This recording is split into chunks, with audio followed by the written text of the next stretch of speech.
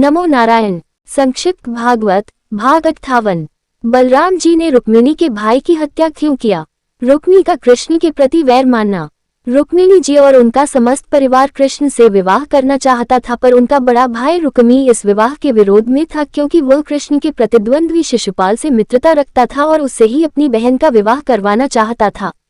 इसलिए रुक्मिणी ने कृष्ण को गुप्त संदेश भेजकर अपना अपहरण कर राक्षस विधि से विवाह करने का आग्रह किया। उनके आग्रह के अनुसार कृष्ण वहां पहुंचे और सबके देखते देखते उनका हरण कर ले आए। उन्होंने शिशुपाल और उसके मित्रों की संयुक्त सेना को भी हरा दिया। रुक्मिणी ने कृष्ण पर आक्रमण किया, लेकिन वह स्वयं भी हार गया। रुक्मिणी का भाई होने के कारण कृष्ण ने उसे मारा नहीं। फिर भी जब वह आक्रमण करता रहा तो उसे बांधकर उसकी दाढ़ी मूंछ मुड़वा दिया। कृष्ण के बड़े भाई बलराम जी ने रुक्मिणी को उस समय बचाया और उसे मुक्त कर दिया।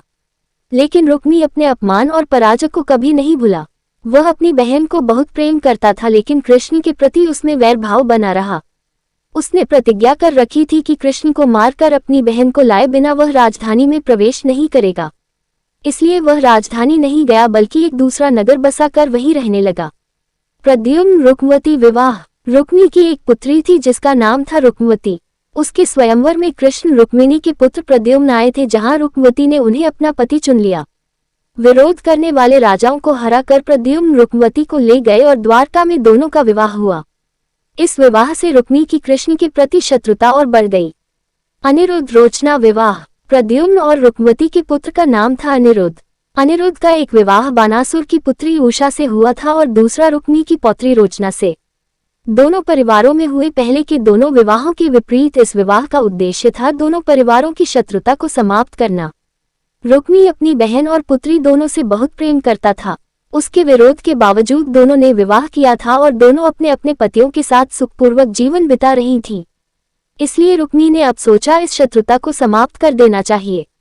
हालांकि इतने निकट संबंध में विवाह उचित नहीं था, लेकिन संबंध सुधारने और अपनी बहन के प्रेम के कारण वह इस विवाह के लिए तैयार था।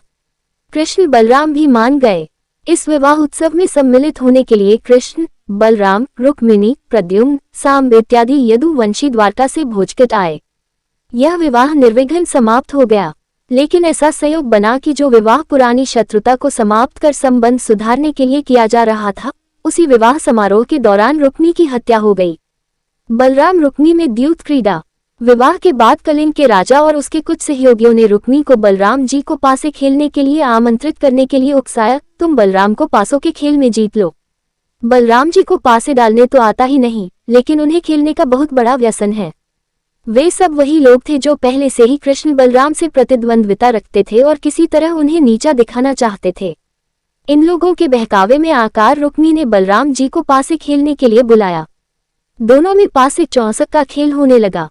इस खेल में बलराम जी ने पहले 100, फिर 1000 और फिर 10,000 मुहरों का दांव लगाया, पर ये सभी दांव वे हार गए। इस पर कलिंग के राजा और उसके अन्य सहयोगी ठहाका मारकर हंसने लगे और उनका मजाक उड़ाने लगे। इससे बलराम जी कुछ चिढ़ गए। इसके बाद रुक्मिणी ने 1,00,000 मुहर का दांव लगाया, पर ये दांव बलराम जी जीत गए। लेकिन रुक्मिणी बेईमानी करके अपने को जीता हुआ कहने लगा। इस पर बलराम जी अत्यंत क्रुद्ध हो गए। उन्होंने इस बार फिर 10 करोड़ मुहरों का दांव लगाया। इस बार भी वास्तविक जीत बलराम जी की ही हुई, लेकिन रुक्मिणी अपनी जीत कहता हुआ कलिंग, नरेश आदि सभासदों को इस बात का निर्णय करने के लिए बोला कि जीत किसकी हुई है। बलराम जी द्वारा रुक्मिणी का वध। दोनों पक्षों में जीत के परस्पर दावों के कारण विवाद हो ही रहा था कि आकाशवाणी हुई, जिसमें बलराम जी को जीता हुआ घोषित किया गया। लेकिन रुक्मिणी ने इस पर ध्यान नहीं दिया और अपने मित्र मंडली के बहकावे में आ गया।